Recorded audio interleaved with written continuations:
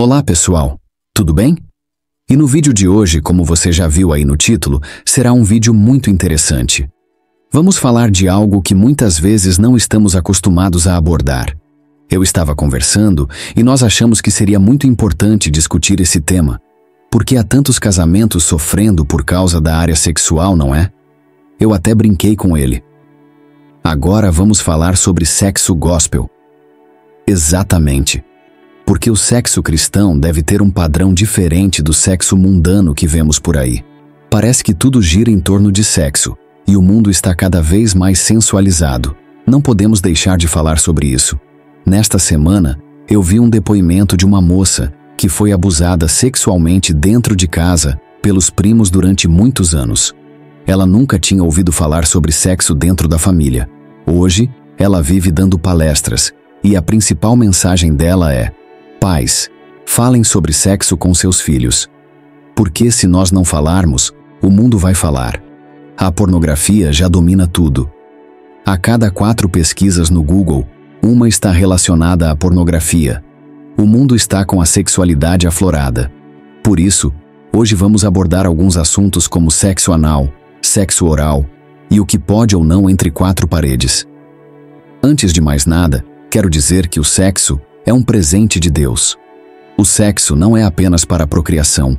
Se Deus quisesse que o sexo fosse só para isso, Ele não teria dado prazer. Sexo é uma expressão de amor, um relacionamento que Deus criou para ser exercido dentro de uma aliança entre um homem e uma mulher, comprometidos com Deus e um com o outro por toda a vida. Esse prazer nos une.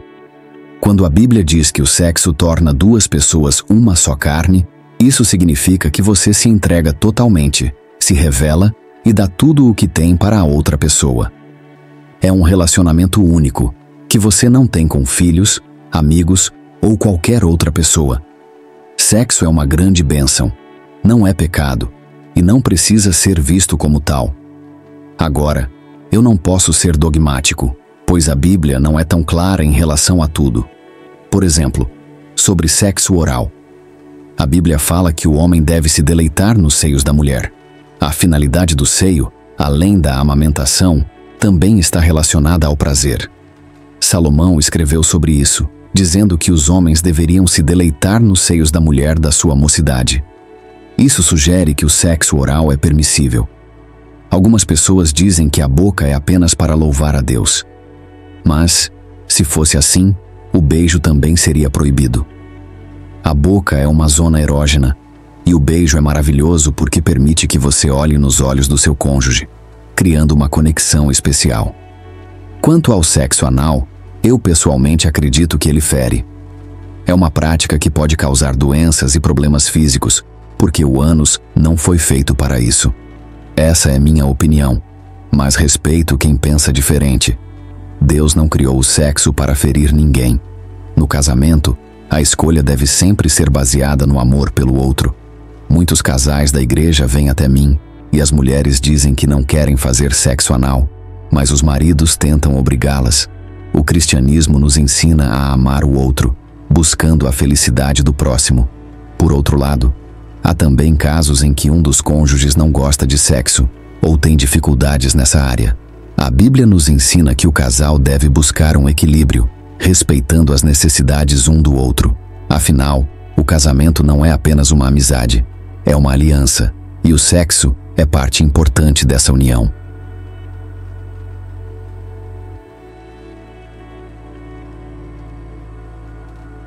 Porque elas não têm um relacionamento sexual. Tem muita gente que pensa: pastor, mas sexo não é tudo. Vou te falar, é muito importante, viu?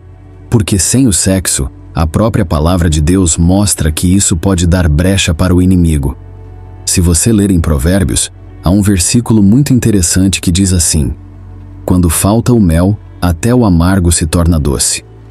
O que esse versículo traz para a vida sexual é que quando não há intimidade, o que acontece?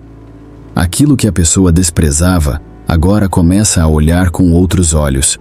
Não é incomum ver uma mulher considerada feia conquistar o marido de uma mulher muito mais bonita. Mas por quê?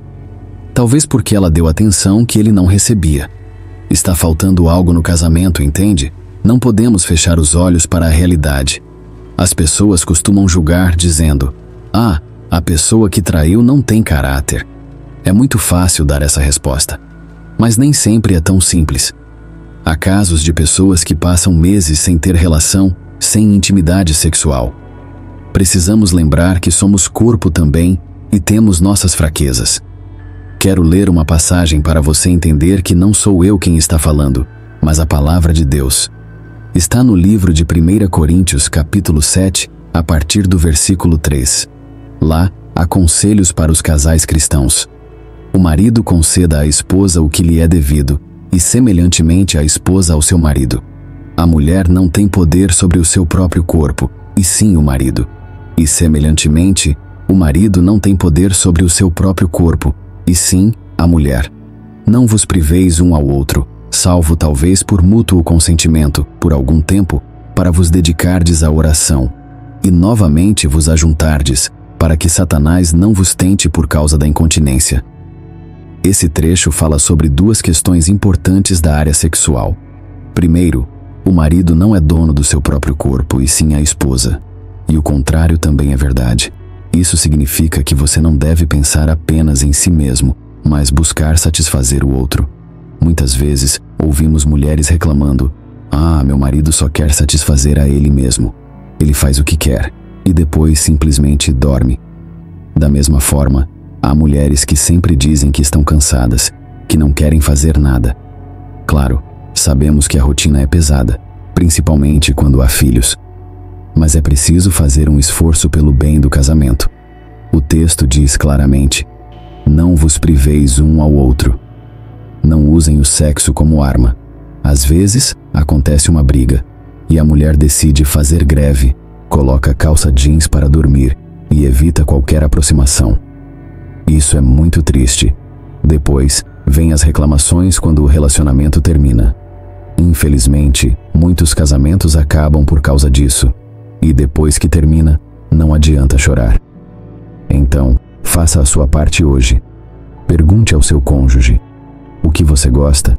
O que você não gosta? Conversar é essencial para que vocês cheguem a um consenso. Se vocês estiverem em acordo e diante de Deus, tudo será abençoado. O Senhor quer limpar pensamentos errados que muitas vezes aprendemos na igreja, como a ideia de que sexo é sujo ou imoral.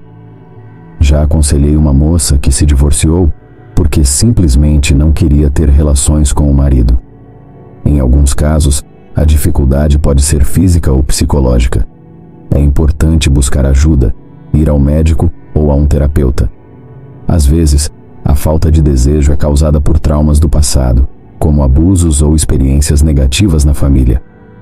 Se você é cônjuge de alguém que passou por situações difíceis, seja paciente e amoroso. Ore, peça ajuda a Deus e procure conselhos de pessoas maduras na fé. Conheço o caso de um amigo que tinha muitos bloqueios.